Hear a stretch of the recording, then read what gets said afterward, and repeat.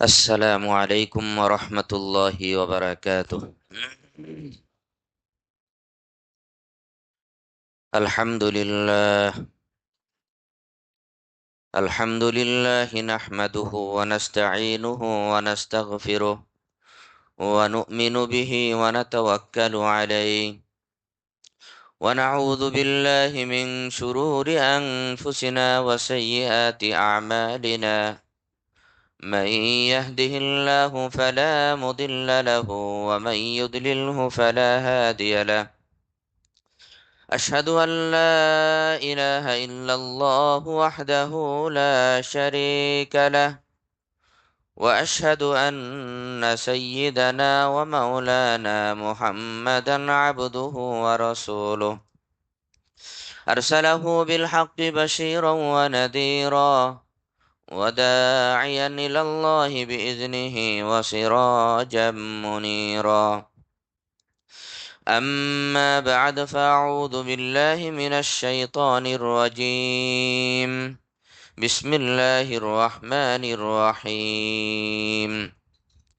وما آتاكم الرسول فخذوه وما نهاكم عنه فانتهوا. وقال النبي صلى الله عليه وسلم: لولا أن أشق على أمتي لأمرتهم بالسواك عند كل صلاة. وقال النبي صلى الله عليه وسلم: قد أكثرت عليكم بالسواك. آمنت بالله صدق الله العلي العظيم وصدق رسوله النبي الكريم، ونحن على ذلك لمن الشاهدين والشاكرين والذاكرين، والحمد لله رب العالمين. সকলে মহাব্বতের সাথে পড়ি: আল্লাহুম্মা সাল্লি আলা সাইয়্যিদিনা মাওলানা মুহাম্মাদ কামা সাল্লাইতা আলা ইব্রাহিম ওয়া আলা আলি ইব্রাহিম ইন্নাকা হামিদুম মাজিদ। আল্লাহুম্মা বারিক আলা মুহাম্মাদিন ওয়া আলা আলি মুহাম্মাদ কামা বারাকতা আলা ইব্রাহিম ওয়া আলা আলি ইব্রাহিম ইন্নাকা হামিদুম মাজিদ।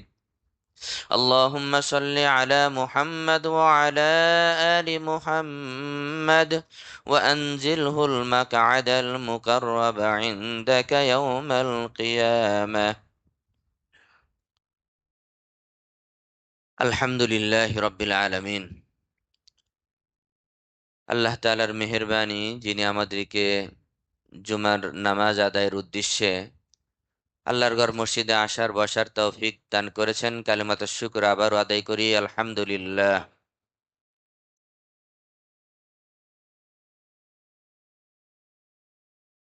আমি বিগত এক জুমার অথবা দুই জুমা পূর্বে বলেছিলাম যে বিশেষ একটি সুন্নাতের উপর আলোচনা করব। সঙ্গত কারণেই বিগত জুমায় সমসাময়িক বিষয়ের উপরে আলোচনা ছিল। আজকে আমরা ইনশাআল্লাহ এই সুন্নার উপরে আলোচনা করব। তো এর পূর্বে একটি কথা বলে নেই। বিগত এক জুমা পূর্বে আমি আলোচনা করেছিলাম যে সুন্নাত এবং নওয়াফিল, জিকির আজকার যতদূর সম্ভব এটা নিজের ঘরের মধ্যে হলে ভালো। নিজের ঘর আবাদ হবে, ঘরের মধ্যে খায়র বারকাত রহমত আসবে, আর লৌকিকতা থেকে আমাদের আমলগুলো হেফাজত হবে। নফসের মধ্যে তো এসেই যায়, আমাদের আমলগুলো রিয়া সুমা মুক্ত থাকবে, লৌকিকতা থাকলো না। আমি তাহাজ্জুদ পড়ছি, আমি জিকির আজকার করছি, কোরআনে কারিমের তেলাওয়াত করছি, শয়তান তো মানুষের আমলকে নষ্ট করতে চায়, তার মেহনতি এটা। তো মনের মধ্যে তখন ঢুকাই দিল যে এই মুহূর্তে কিছু মুসল্লি এসে দেখলেই তো ভালো হতো যে খতিব সাহেব তাহাজ্জুদ গুজার। দিলের মধ্যে শয়তান এটা দিয়ে দিল। আশপাশে মানুষ দেখে আমার নামাজটি সুন্দর করলাম, রুকুটা লম্বা করলাম, সেজদাটি লম্বা করলাম, তাহলে আমার আমলটা কি হয়ে গেল? রিয়া সুমআ মুক্ত হলো না, রিয়া সুমআ যুক্ত হয়ে গেল, আমার আমল বরবাদ। এজন্য একাকিত্ব আমলের মধ্যে অনেক ফায়দা আছে। মনের মতো করে রব্বে কারিমকে আপন করে ডাকা যায়, নিজের ভাষায় নিজের মতো করে। তো এই আলোচনার উপরে আবার দুই একজনের একটা প্রশ্ন ছিল, সেই প্রশ্নটার উত্তর দিতে চাচ্ছি আমি। যে হুজুর, ঘরের মধ্যে তো পরিবেশ নাই, ঘরের মধ্যে পরিবেশ নাই। তো এই প্রশ্নের উত্তর হলো, ঘরের মধ্যে পরিবেশ নাই বলতে বলতে বলতে বলতে তো হায়াতি শেষ হয়ে যাবে, পরিবেশ তৈরি করবে কবে? ঘরের মধ্যে পরিবেশ নাই, এই কথা যদি আমি পরিবেশ তৈরি নাই করিতে, পরিবেশ কে তৈরি করে দিবে? পরিবেশ তৈরিটা করবে কে? পরিবেশ তৈরি হবে কিভাবে? তা আমাকেই তো আমার ঘরের পরিবেশ তৈরি করতে হবে। এখন আমি যদি শুরুই না করি, তাহলে তো মৃত্যু পর্যন্ত আমাকে ওই কথাই বলে যেতে হবে যে আমার ঘরের মধ্যে তো পরিবেশ নাই, পরিবেশ তৈরি করতে হবে ঘরের মধ্যে। আরেকটি বিষয়, সেটা হলো প্রতিকূলতার মধ্যে ইবাদতের সওয়াব বেশি না অনুকূল পরিবেশে ইবাদতের সওয়াব বেশি? প্রতিকূলতার মধ্যে না? প্রতিকূলতার মধ্যে যদি আমরা ইবাদত করতে পারি, ওই ইবাদতের নেকি সওয়াব বেশি। অনুকূল পরিবেশে সবাই করছে তো আমিও করছি দেখা দেখি জজবায়, এটা তো একটা অনুকূল পরিবেশ। কিন্তু প্রতিকূলতা, যেখানে ইবাদতের পরিবেশ নাই, এই জায়গায় যদি আমি ইবাদত করি, ইবাদতের যেমন সওয়াব হবে, সাথে সাথে নফসের সাথে মুজাহাদা হবে। কারণ এখানে অনুকূল পরিবেশ নাই, প্রতিকূলতা। আপনি মনে করেন এমন একটি অফিসে চাকরি করেন, যেই অফিসে নামাজের কোনো পরিবেশই নাই। আপনার কলিগরা সবাই হয়তো বেনামাজি, অথবা হতে পারে অন্য ধর্মের অনুসারী, তাদের মাঝেই আপনার চলতে হয়। এই জায়গায় যদি আজান দিয়ে একামত দিয়ে আপনার জায়গায় কমপক্ষে মসজিদে না যেতে পারলেও, আপনার অফিসের ভিতরে আপনি যদি জায়নামাজ একটা বিষয় সব বেনামাজির মধ্যে অমুসলিমদের মধ্যে যদি আপনি নামাজ পড়ে দেখায় দিতে পারেন, তা আপনার এই নামাজের কত দাম? আপনার এই নামাজের তো অনেক দাম। কোনো কৃষক যদি ক্ষেত খামারে কাজ করছে, নামাজের ওয়াক্ত হয়েছে, মসজিদ অনেক দূরে, মসজিদে যাতায়াত করতে তার সময় লাগবে, এই কৃষকে যদি ওই ক্ষেতের পানি দিয়ে, জমিনের যে পানি থাকে অথবা টিউবওয়েল থাকে, সেচ করার যে মেশিন থাকে, এই পানি দিয়ে যদি সে অজু করে ক্ষেতের মধ্যেই, জমিনের মধ্যেই, আমাদের দেশে বলে আল, দুই জমির মাঝে যে একটু জায়গা থাকে, এই আলের উপরে গামছা টাওয়াল বিছিয়ে যদি নামাজ পড়ে, বলেন তো এই নামাজের দাম কত বেশি আল্লাহর কাছে? আমরা কিন্তু এখন এই কথা বলেই শেষ করে দিচ্ছি যে পরিবেশ নাই, পরিবেশ নাই। তো পরিবেশ তো তৈরি করতে হবে আমাকে। বিভিন্ন অনুষ্ঠান করি আমরা, বিবাহের অনুষ্ঠান, এই অনুষ্ঠান সেই অনুষ্ঠান, পর্দার একটু ইহতেমাম করি না, ছেলে মেয়েদের একটু আলাদা করার কোনো চেষ্টাই করি না। আমরা শুধু বলে দেই কি, যে হুজুর কি করা যাবে, সমাজ তো এইভাবেই। এটা তো কোনো মুসলমানের কথা হতে পারে না। আল্লাহ রাব্বুল আলামিন আমাদেরকে বুঝার তৌফিক দান করেন। ঘরের মধ্যে পরিবেশ নাই, তো পরিবেশ তৈরি করতে হবে। ওই জায়গায় বসে গিয়ে যদি আপনি ইবাদত করতে পারেন, তাহলে ইবাদতের সওয়াব হবে। নফসের সাথে যে একটা মুজাহাদা করলেন, নফসের সাথে জিহাদ করলেন, প্রতিকূলতার মধ্যে আপনি পরিবেশ তৈরি করলেন, ইবাদত করলেন, আপনার এই ইবাদতের সওয়াব আল্লাহর কাছে অনেক অনেক বেশি হয়ে যাবে। আল্লাহ রাব্বুল আলামিন আমাদের বুঝার আমলের তৌফিক দান করেন। তো যেই বিষয়ে আমি আলোচনা করতে চেয়েছিলাম, ছোট্ট একটি বিষয় কিন্তু অত্যন্ত গুরুত্বপূর্ণ, সুন্নাত। আমাদের বুজুর্গানে দিন কিতাবের মধ্যে আসছে, ইজা তাফাক্কাদু আমালান তাফাক্কাদু আমালা। সালফে সালিহিন বুজুর্গানে দিন যখন তাদের কোনো নেক উদ্দেশ্য পূরণ হতো না, অথবা কোনো বালা মুসিবত একের পর এক পেরেশানি আসতেই থাকতো, পেরেশানি শেষ হয় না, ফ্যামিলির মধ্যে রোগ ব্যাধি লেগেই থাকে, পেরেশানি লেগেই থাকে। তো এমন অবস্থা তৈরি হলে ওনারা কি করতেন? ওনারা চিন্তা করতেন, গবেষণা করতেন যে আমার কোন আমলটি ছুটে গেল, আমার কোন সুন্নাত ছুটে গেছে, কোন আমল আমার ছুটে গিয়েছে, যে কারণে আমার উদ্দেশ্য পূরণ হচ্ছে না, ফ্যামিলির মধ্যে একের পর এক পেরেশানি আমার লেগেই আছে। তো আমরা তো তা করি না। এই যে আল্লাহ রাব্বুল আলামিনের আযাব, ইমতিহান, পরীক্ষা আসতেই আছে, বারবার আসতেই আছে, নিজের জীবনে, পারিবারিক জীবনে পেরেশানি লেগেই থাকে, রোগ ব্যাধি লেগেই থাকে।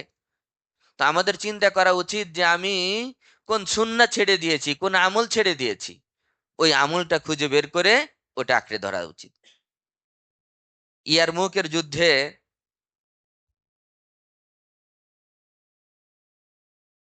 জয় পরাজয় কোনোটাই নিশ্চিত হচ্ছে না।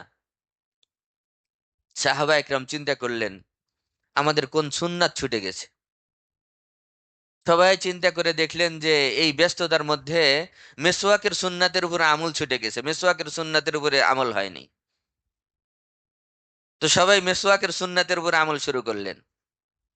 তো সবাই যখন মেসওয়াক করতেছে, শত্রু তো দূর থেকে দেখছে যে মুসলমানরা কি করে, তো দেখছে যে মেসওয়াক করতেছে। তো এই নবী আলাইহিসসালামের এই সুন্নাত তাদের দিলের উপরে এমন প্রভাব সৃষ্টি করলো যে ময়দান ছেড়ে সব ভেগে গেল। তারা মনে করলো কি, যে মুসলমানরা দাঁতে শান দিচ্ছে, ধার দিচ্ছে, মুসলমানরা দাঁতে ধার দিচ্ছে, শান দিচ্ছে, আমাদেরকে পেলে খেয়ে ফেলবে। সুন্নাতের বারকাত, আল্লাহ রাব্বুল আলামিন এই সুন্নার উপরে আমলের কারণে তাদের দিলের উপরে কোনো না কোনো একটা দিক থেকে আল্লাহ রাব্বুল আলামিন একটা প্রভাব দিয়ে দিলেন। এজন্য সুন্নাহ মোতাবেক জীবন যাপন করা উচিত, সুন্নাতগুলোর উপর আমল করা উচিত। সুন্নার উপরে আমলের অনেক ফাওয়ায়েদ আছে। প্রথম ফায়দা হলো যে সুন্নাতের আমলের দ্বারাই আল্লাহর রসুলের মাহবুবিয়াত এবং কুরব অর্জন হয়। সুন্নাতের উপর আমলের দ্বারাই আল্লাহ এবং আল্লাহর রসুলের প্রিয় হওয়া যায় এবং আল্লাহর রসুলের নৈকট্য অর্জন করা যায়। আল্লাহ রাব্বুল আলামিন কোরআনুল কারীমের মধ্যে বলেছেন, কুল ইন কুনতুম তুহিব্বুনাল্লাহ ফাত্তাবিউনি ইউহিব্বুকুমুল্লাহ ওয়া ইয়াগফির লাকুম যুনুবাকুম ওয়াল্লাহু গফুরুর রহিম। আল্লাহ রাব্বুল আলামিন বলেন, কুল ইন কুনতুম তুহিব্বুনাল্লাহ ফাত্তাবিউনি, হে নবী আপনি উম্মতকে বলে দিন, ইন কুনতুম তুহিব্বুনাল্লাহ, তোমরা যদি আল্লাহর প্রিয় পাত্র হতে চাও, আল্লাহকে ভালোবাসতে চাও, তাহলে বলে দেন আপনার যেন অনুকরণ করে। আপনার অনুকরণ করলেই আমি তাকে ভালোবাসবো। আরো কি করব? আমি তার গুনাহগুলোকে মোচন করে দিব। আমি যে আয়াত পড়েছি, আল্লাহ রাব্বুল আলামিন বলেন, ওয়ামা আতাকুমুর রাসূলু ফাখুযুহু ওয়ামা নাহাকুম আনহু ফান্তাহু। আল্লাহ রাব্বুল আলামিন বলেন, তোমাদের রসূল যা কিছু নিয়ে তোমাদের মাঝে প্রেরিত হয়েছেন, নবীর সুন্নাত, তোমাদের নবীর সুন্নাতকে তোমরা আঁকড়ে ধরো। ফাখুযুহু, এটাকে তোমরা ধরো। ওয়ামা নাহাকুম আনহু ফান্তাহু, যে বিষয়ে তোমাদেরকে নিষেধ করেছেন এগুলা থেকে তোমরা বিরত থাকো। তো সুন্নাতের আমলের দ্বারাই আল্লাহর রসুলের প্রিয় হওয়া যায় এবং আল্লাহর রসুলের নৈকট্য অর্জন হয়। দ্বিতীয় সুন্নাতের ফায়দা হলো সুন্নাতের উপর আমলের দ্বারাই নেক কাজ, ভালো কাজের দিকে দিলের মধ্যে আগ্রহ পয়দা হয়। ভালো কাজের প্রতি দিলের মধ্যে আগ্রহ তৈরি হয়, আগ্রহ পয়দা হয়। তৃতীয় সুন্নাতের আমলের ফায়দা, জান্নাতের রাস্তা কাছে হয়ে যায়। সুন্নাতের উপর আমলের দ্বারাই জান্নাতের রাস্তা কাছে হয়ে যায়। চতুর্থ নাম্বার সুন্নাতের উপর আমলের ফায়দা, যে ব্যক্তি সুন্নাতের উপর আমল করে, মানুষের দিলের মধ্যে ওই ব্যক্তি সম্পর্কে আল্লাহ প্রদত্ত আল্লাহ রাব্বুল আলামিন একটি মহাব্বত তৈরি করে দেন। বিশেষ করে দিনদারদের দিলের মধ্যে সুন্নাতের উপর যে আমল করে তার প্রতি আল্লাহ রাব্বুল আলামিন একটা দুর্বলতা, মহাব্বত আল্লাহ রাব্বুল আলামিন পয়দা করে দেন। সব কলবের মালিক কে? আল্লাহ। হাদিস শরীফের মধ্যে আসছে, ইন্নাল্লাহ ইযা আহাব্বা আবদান নাদা জিবরাইল। আল্লাহ রাব্বুল আলামিন যখন কোনো বান্দাকে ভালোবাসেন, মহাব্বত করেন, আল্লাহ রাব্বুল আলামিন জিবরাইল আমিনকে ডেকে পাঠান। বুখারী শরীফের হাদিস। আল্লাহ রাব্বুল আলামিন জিবরিলকে ডেকে পাঠান, ডেকে বলেন, এ জিবরাইল শোনো, আনা উহিব্বুহু, আমি এই বান্দাকে ভালোবাসি। তুমি দুনিয়ার সব মানুষের কলবের মধ্যে এটা ঢুকায় দাও, কানে কানে কে বলে দাও, সব মানুষগণ যেন তাকে ভালোবাসে। এজন্য আল্লাহর যারা প্রিয় বান্দা, আল্লাহর অলিদের প্রতি নাম শোনার পরেই, নাম শোনার সাথে সাথেই দেখি নাই কত যুগ আগে চলে গেছেন, কিন্তু না দেখেও তাদের প্রতি একটা মোহাব্বত দিলের মধ্যে তৈরি হয়। এটা আল্লাহ রাব্বুল আলামিন তৈরি করে দেন। তো সুন্নাতের উপর আমলের বদৌলতে দিনদারদের দিলের মধ্যে মোহাব্বত পয়দা হয়। আরেকটি হয় হলো ফাসেক এবং ফুজ্জার, যারা বদ্দিন, তাদের দিলের মধ্যে আল্লাহ রাব্বুল আলামিন ওই ব্যক্তি সম্পর্কে একটা রউফ এবং প্রভাব তৈরি করে দেন। যেমন দেখেন, ওই যে যুদ্ধের ময়দানে সুন্নাতের উপর আমলের বদৌলতে সাহাবা একরামের সম্পর্কে তাদের দিলের মধ্যে একটা ভয় ভীতি আল্লাহ রাব্বুল আলামিন তৈরি করে দিলেন, যাদের সাথে পারবা না যাওগা। ষষ্ঠ নম্বর সুন্নাতের উপর আমলের ফায়দা, যে সমস্ত মাখলুক তার খেদমতের জন্য তৈরি হয়ে যায়। সমস্ত মাখলুক তার খেদমতের জন্য তৈরি হয়ে যায়, তার সেবার জন্য, তার উপকার করার জন্য তৈরি হয়। সপ্তম নম্বর সুন্নাতের উপর আমলের ফায়দা, রিজিকের মধ্যে প্রশস্ততা তৈরি হয়, রিজিকের মধ্যে বরকত তৈরি হয়। তাহলে কতগুলো ফাওয়ায়েদ সুন্নাতের উপরে আমল করার। তো আমরা আজকে নবী আলাইহিস সালাতু ওয়াস সালামের অগণিত সুন্নাত থেকে আমরা বিশেষ একটি সুন্নাতের উপরে আমরা আজকে আলোচনা করব ইনশাআল্লাহ। সেই সুন্নাত হলো মিসওয়াকের সুন্নাত। মিসওয়াক অত্যন্ত গুরুত্বপূর্ণ একটি সুন্নাত। মিসওয়াকের সুন্নাতের মধ্যে 70টি ফায়দা আছে। মিসওয়াকের এই সুন্নাতের মধ্যে 70টি ফায়দা আছে। আল্লাহ রসুল সাল্লাল্লাহু আলাইহি ওয়াসাল্লাম বলেন, আলাহা তাযকিরু শাহাদাতাইনি ইনদাল মাউতি ওয়া আদনাহা ইমাতাতুল আদা আনিল ফাম। মিসওয়াকের সুন্নাতের মধ্যে, মিসওয়াকের আমলের মধ্যে 70টি ফায়দা রয়েছে। সর্বোচ্চ ফায়দাটি হলো, সবচেয়ে বড় যে উপকার এবং ফায়দা, সেটা হলো আলাহা তাযকিরু শাহাদাতাইনি ইনদাল মাউত, মৃত্যুর সময় তার জবানে কালেমা নসিব হবে। কত বড় ফায়দা! এর থেকে বড় আর কোনো ফায়দাই তো হতে পারে না। এ দুনিয়া থেকে যাওয়ার সময় যদি ঈমানের সাথে, কালেমার সাথে কেউ বিদায় নেয়, তাহলে আখেরাতের সব স্তর সব তার জন্য আসান হয়ে যাবে। আর এই ফায়দাটি মিসওয়াকের মধ্যে আছে। বুখারী হাদিস শরীফের মধ্যে দেখেন, নবী সাল্লাল্লাহু আলাইহি ওয়াসাল্লাম একেবারে যখন মরজে মাউতের মধ্যে, মুমূর্ষু অবস্থায়, মানে জান জীবন চলে যাওয়ার, ওয়াফাতের মাত্র 1 থেকে 1.5 ঘন্টা বা আধা ঘন্টা পূর্বে, হযরত আব্দুর রহমান বিন আবু বকর রাদিয়াল্লাহু তাআলা আনহু, আবু বকর রাদিয়াল্লাহু তাআলার ছেলে, আম্মাজান আয়েশা রাদিয়াল্লাহু তাআলা আনহার ভাই। যেহেতু নবী সাল্লাল্লাহু আলাইহি ওয়াসাল্লাম তখন আম্মাজান আয়েশা রাদিয়াল্লাহু তাআলা আনহার ঘরে ছিলেন মৃত্যুর পূর্বের সময়। তো মৃত্যুর একেবারে পূর্ব মুহূর্তে আধা ঘন্টা 1 ঘন্টা ধরে রাখেন, যদি আমরা অনুমান করি হাদিস থেকে যেটা বোঝা যাচ্ছে, ঘরে প্রবেশ করলেন আব্দুর রহমান বিন আবু বকর রাদিয়াল্লাহু তাআলা আনহু। ওনার হাতে মিসওয়াক ছিল। নবী সাল্লাল্লাহু আলাইহি ওয়াসাল্লাম বললেন, আতিনিস সিওয়াক, তোমার মিসওয়াকটি আমাকে দাও, তোমার মিসওয়াকটি আমাকে দাও। মিসওয়াকটি উনি দিলেন। দেওয়ার পরে আম্মাজান আয়েশা রাদিয়াল্লাহু তাআলা আনহা দেখলেন মিসওয়াকের মাথাটি একটু শক্ত। আম্মাজান আয়েশা রাদিয়াল্লাহু তাআলা আনহা মিসওয়াকটি নিয়ে চিবিয়ে এটাকে একটু নরম করে দিলেন, দিয়ে নবী সাল্লাল্লাহু আলাইহি ওয়াসাল্লামের হাতে দিলেন। দেওয়ার পরে আল্লাহ রাসূল সাল্লাল্লাহু আলাইহি ওয়াসাল্লাম মিসওয়াক করলেন। মিসওয়াক করার পরে, এরপরেই কালেমার সাথে নবী আলাইহিস সালাতু ওয়াস সালাম, আল্লাহ রাসূল দুনিয়া থেকে চলে গেলেন। তো মিসওয়াকের দ্বারাই যে এই যে ফায়দা, এই হাদিস থেকে এটাও বোঝা যায় যে কালেমা পড়ার আগে, যাওয়ার আগে আল্লাহ রসুল সাল্লাল্লাহু আলাইহি ওয়াসাল্লাম কি করছেন? মিসওয়াকের কি গুরুত্ব দিয়েছেন। মিসওয়াক হয়তো কাছে ছিল না, কোথায় থাকবে, খুঁজবে, এখন কিভাবে। তো আব্দুর রহমান বিন আবু বকর যখন ঘরে প্রবেশ করছে মিসওয়াক নিয়ে, তার থেকে মিসওয়াক চেয়ে নিয়ে মিসওয়াক করেছেন। তো মিসওয়াকের সবচেয়ে বড় ফায়দা হলো তাযকিরু শাহাদাতাইনি ইনদাল মাউতি। মৃত্যুর সময় যেই জবানে মিসওয়াক চালু থাকবে, জীবদ্দশায় এই সুন্নাতের উপর আমল করবে, মৃত্যুর সময় তার জবানে কালেমা জারি হবে, কালেমা নসিব হবে। ও আদনাহা ইমাতাতুল আদা আনিল ফাম। আর সর্বনিম্ন মিসওয়াকের ফায়দা হলো যে মিসওয়াকের মাধ্যমে মুখের দুর্গন্ধটা দূর হয়, মুখ পরিষ্কার পরিচ্ছন্ন থাকে। আরেক হাদিসের মধ্যে নবী আলাইহিস সালাতু ওয়াস সালাম বলেন, আসসিওয়াকু মাতহারাতুন লিল ফাম ওয়া মারদাতুন লির-রব।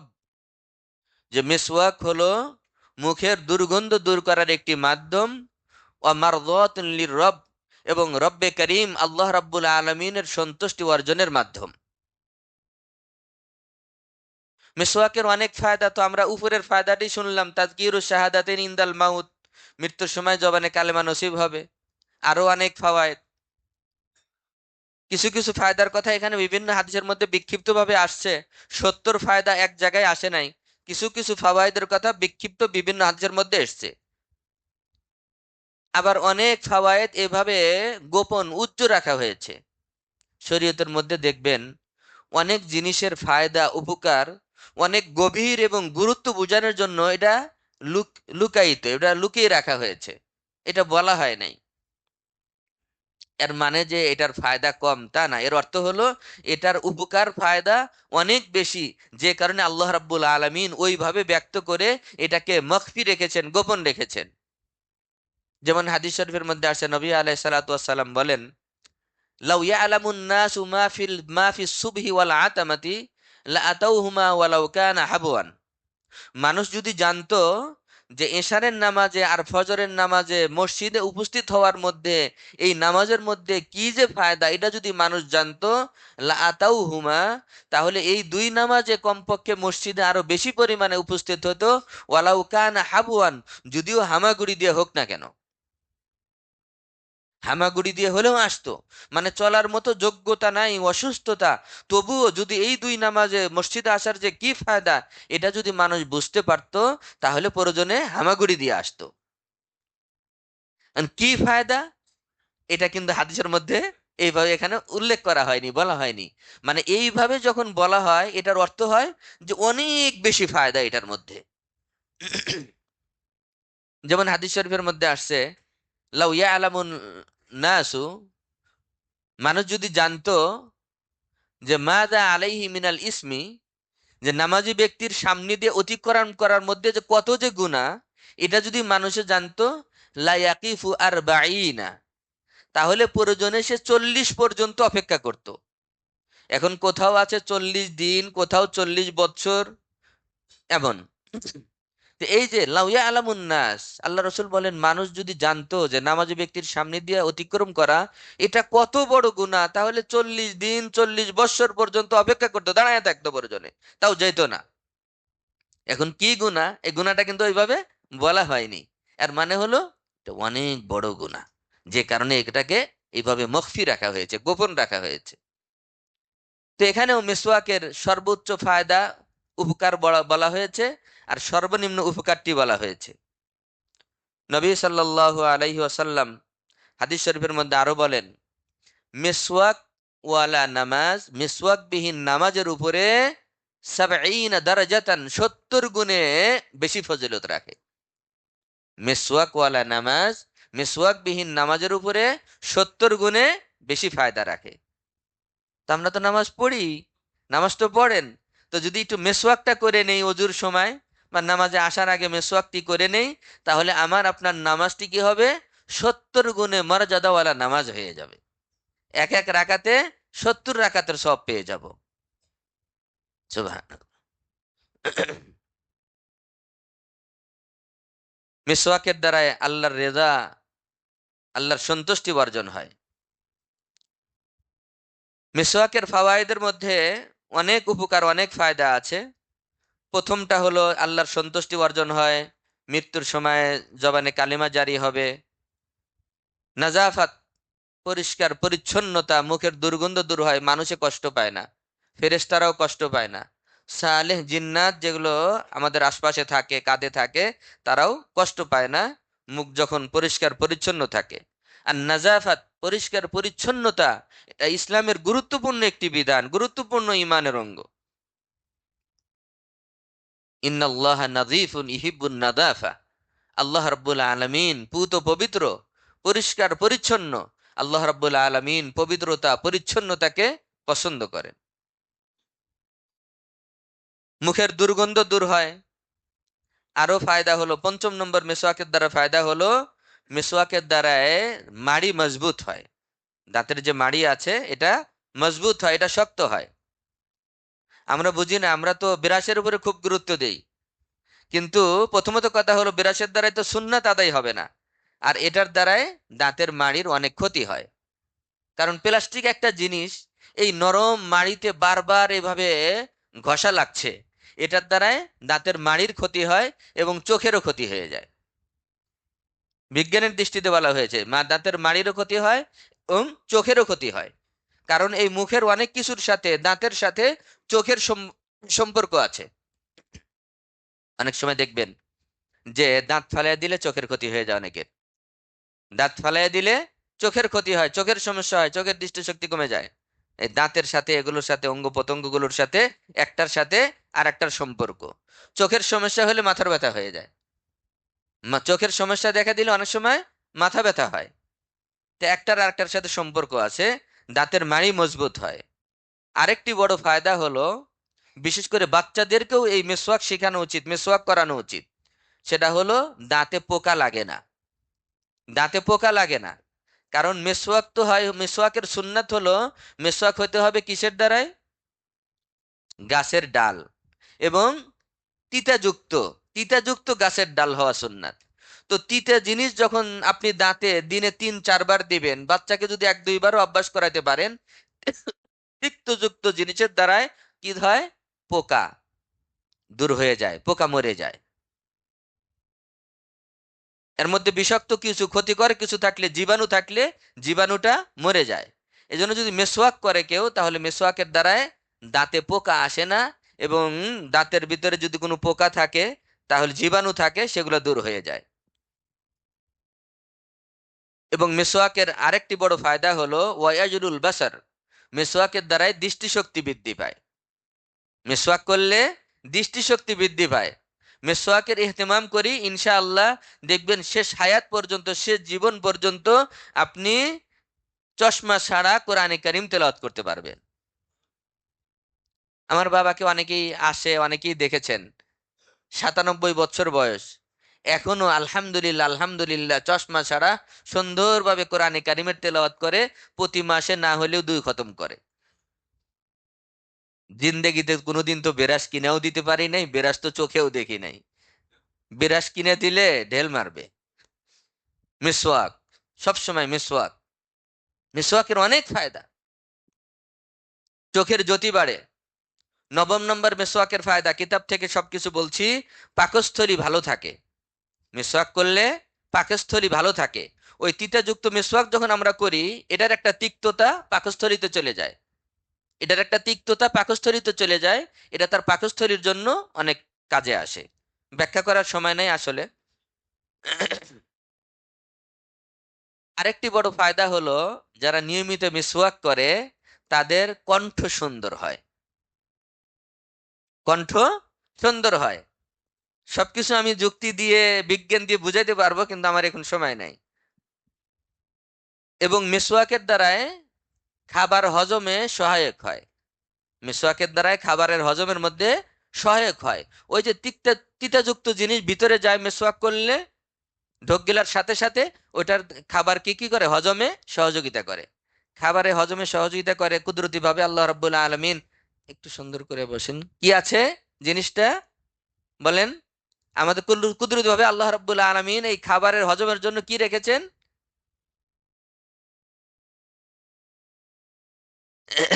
না, এটা যেখান থেকে দেয় আপনার হলো পিত্তথলি, পিত্ত। এই যে পিত্ত মানুষের, এই পিত্ত এটা কি করে, রস দেয়। আমরা যত কঠিন শক্ত খাবার খাই, কত ধরনের খাবার খাই, আল্লাহ রাব্বুল আলামিন কুদরতি ভাবে এই যে পিত্ত দিয়েছেন, এই পিত্ত এক ফোঁটা রস ছেড়ে দেয়। এই এক ফোঁটা রস আপনার পুরা খাবারটাকে, যত শক্ত খাবারই খাচ্ছেন, হাড্ডি মাংস গোশত ইত্যাদি যা কিছু খাচ্ছি, সবগুলোকে কি করে দেয়, একেবারে নরম করে এটাকে হজম করে দেয়। তো এই যে মেসোয়াক তিতাযুক্ত জিনিসের দ্বারা মেসোয়াক করবেন, ওই মিসওয়াকের এই ঢোক গেলার সাথে সাথে মিসওয়াকের তিক্ততা ভিতরে যাবে, গিয়ে খাবারের হজমে সহযোগিতা করবে। আরেকটি হলো ওয়াইনানশাতু ফি তিলাওয়াতিল কুরআনি ওয়াদ যিকরি ওয়াদ দুআই ওয়াস সালাত। হাদিসের মধ্যে আসছে মিসওয়াকের দ্বারায় তেলাওয়াতে কোরআনের মধ্যে মজা পাওয়া যায়, জিকিরের মধ্যে মজা পাওয়া যায়, দোয়ার মধ্যে মজা পাওয়া যায়, নামাজের মধ্যে মজা পাওয়া যায়। আমরা তো এগুলোর মধ্যে এখন মজা পাই না, এ কারণে করতে চাই না। কিন্তু এই কাজগুলোর আগে যদি আমরা মিসওয়াক করি, মিসওয়াকের পরে আপনি জিকির করবেন, মিসওয়াকের পরে তেলাওয়াত করবেন, মিসওয়াকের পরে সালাত আদায় করবেন, সবগুলোর মধ্যে মজা পাওয়া যাবে। এই হলো মিসওয়াকের ফাওয়ায়েদ। মেসওয়াক আল্লাহ রসুল সাল্লাল্লাহু আলাইহি ওয়াসাল্লাম কখন কখন মেসওয়াক করেছেন, আমরা মেসওয়াক কখন করব, কিতাবের মধ্যে আসছে, হাদিসের মধ্যে যে জিনিসগুলো, এখান থেকে আমি সংক্ষিপ্ত বলছি।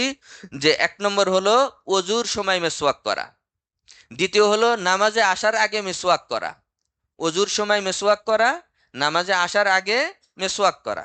হ্যাঁ, নামাজে আসার আগে যদি আপনি অজু করছেন, ওই অজুর মধ্যে মেসওয়াক করেছেন, তাহলে ওই মেসওয়াকের দ্বারাই নামাজের সুন্নত আদায় হয়ে যাবে, অজুর সুন্নত আদায় হয়ে যাবে। ব্যাখ্যা সহ বোঝাতে গেলে আমার সময় লাগবে, এখন যেহেতু সময় নাই, খুবই সংক্ষিপ্ত এর জন্য বলছি। যে আমরা অনেক সময় হাদিসের মর্ম বুঝি না, হাদিসের মর্ম না বুঝার কারণে বাহ্যিক হাদিসের উপর আমল করতে গিয়ে আমরা, হাদিসের উপর এটা আমল হয় না, প্রকৃত সুন্নাতের উপর আমল হয় না। হাদিস শরীফের মধ্যে, বুখারীতে, তিরমিজিতে, মুসলিমের মধ্যে দুইটা শব্দ এসেছে।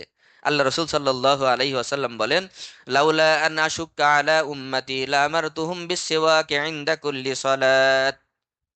আমার উম্মতের উপরে কষ্ট হবে, এই আশঙ্কা যদি আমি না করতাম, তাহলে প্রত্যেক নামাজের সময় আমি মেসওয়াকের নির্দেশ দিতাম। নির্দেশ বলতে আল্লাহ রসুল বুঝাইলেন যে মেসওয়াক এটা ওয়াজিব অথবা ফরজ করে দিতাম। কিন্তু উম্মতের উপর কষ্ট হবে, তাই এটা ওয়াজিব ফরজ করিনি, কিন্তু এটা সুন্নাত। অন্য রিওয়ায়াতের মধ্যে আল্লাহ রসুল বলেন, লাউলা আন নাশুক্কা আলা উম্মতি লামারতুহুম বিসওয়াকি ইনদা কুল্লি ওযুইন। উম্মতের জন্য কষ্ট হবে, এই ভয় যদি আমার না হতো, আশঙ্কা যদি আমি না করতাম, তাহলে প্রত্যেক অজুর সময় আমি মেসওয়াককে বাধ্যতামূলক করে দিতাম। তাহলে এক হাদিসের মধ্যে অজুর কথা আসতেছে, আর এক হাদিসের মধ্যে নামাজের কথা আসতেছে।